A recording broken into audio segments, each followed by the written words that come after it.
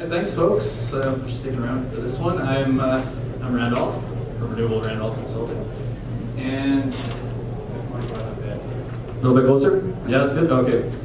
And I've been interested in renewable energy and climate change since 2004, when I moved to Victoria and I met Guy Dauncey, who some of you may know the name. He's a radically optimistic futurist who started the BC Sustainable Energy Association, and got involved way back then and never really looked back.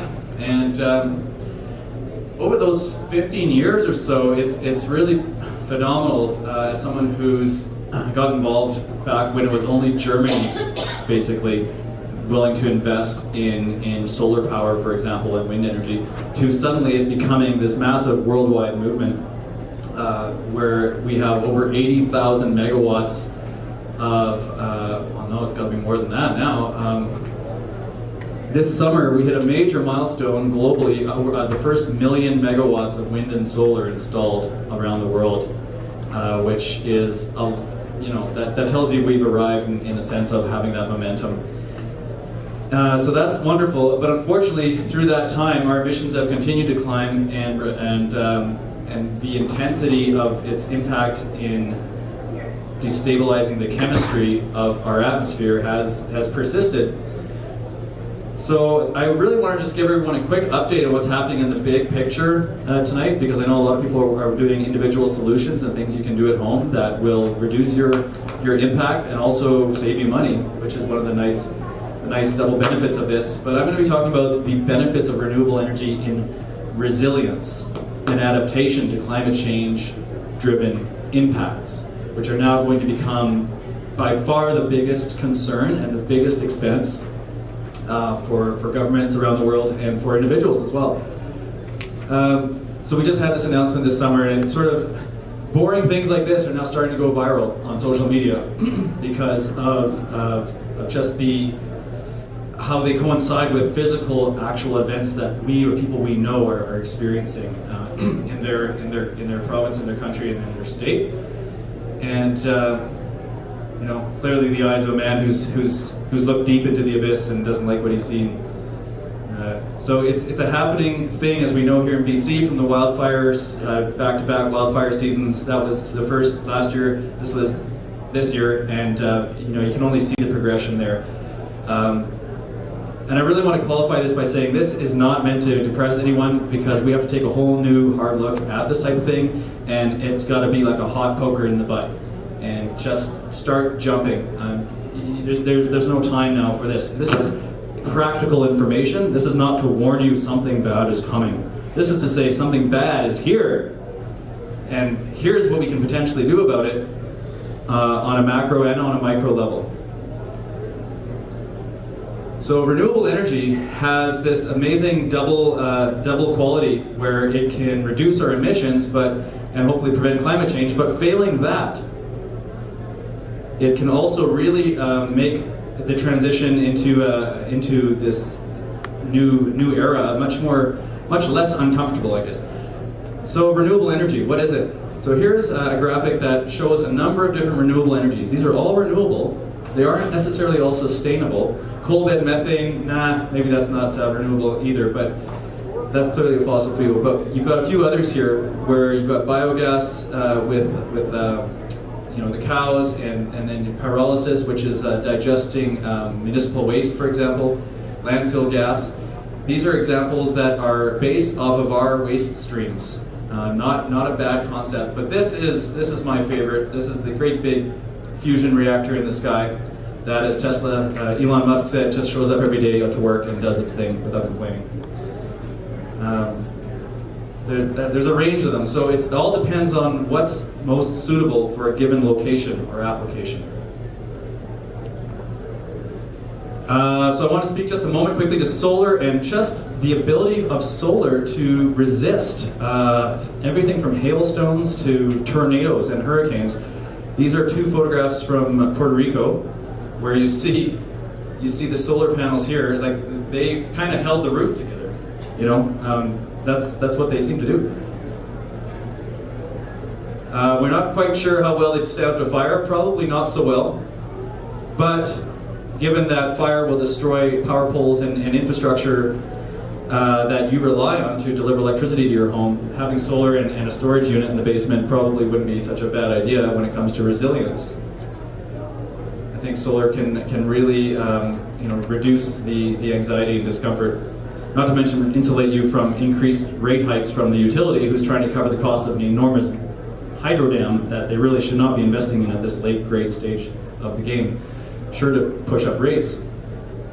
Yeah, solar though. So yeah, is it going to save you money? Sure, in the long run it absolutely is. Is it going to give you peace of mind and protect you from climate change impacts and utility impacts? Absolutely. Hello. Stop it. So we've all heard, most of us have heard by now just how dramatically the price of solar has come down over the last 10 years. It's a lot, it's like by almost 90%. And so just zooming in, just to see how it's continuing to come down. So this is just the first 6 months here of this year. And due to some changes that happened in internal consumption,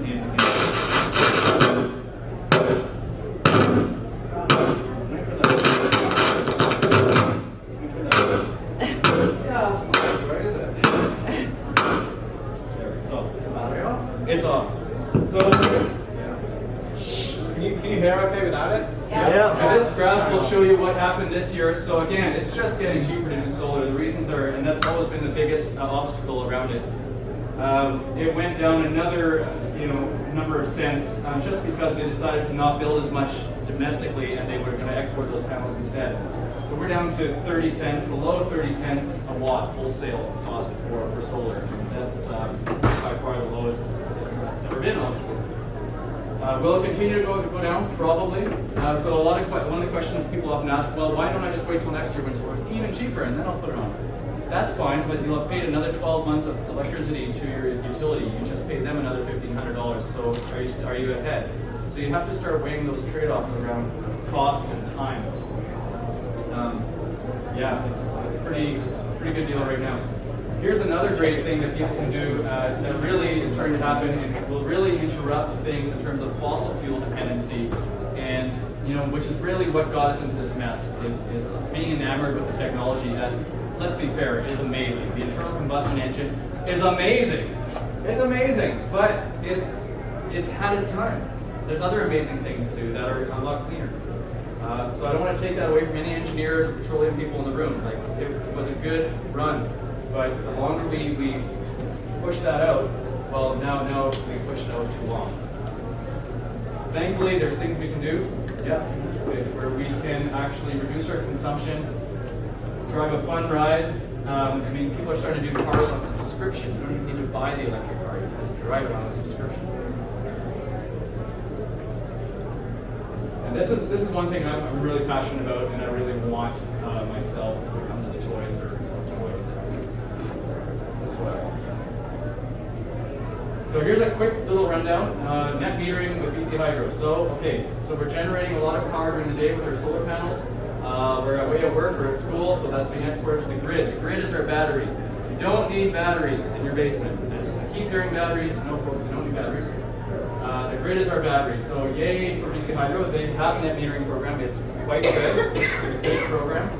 So there's no reason we shouldn't take advantage of it. They take our excess energy, and we get home after work, and then we turn on the lights, and we buy back our own energy that we generated during the day from the grid. They put that on our bill as a line item. At the end of the year, if we generated more than we ended up using, then they'll send us a one-time check for that year. Now they're changing the rules a little bit, so you can't oversize your system. So it's got to be as exact as possible to what you actually consume on an average year.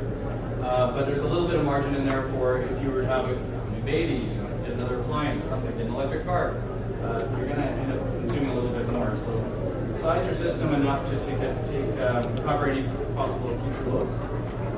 And there, you're up to speed on how net metering works. And yeah, this was the thing I was really giving me anxiety last week there, especially when I was just really realizing how how much is going to change now, and how whatever window we had is gone, and we just have to get to a point where we accept that and we're not afraid to talk about that and we're not afraid to acknowledge that. Because otherwise we're really going to leave ourselves unprepared. But the kids are watching what we're doing and they're going to be adults in 20 years and they're going to be like, why didn't you do more in 2018 when it was like so obvious? And even that you couldn't stop it, at least you didn't continue making it worse. So that's one thing that I've got 2 kids, so that this keeps me going a lot. It's how are they going to look at this in 20, 30 years down the road? What happened?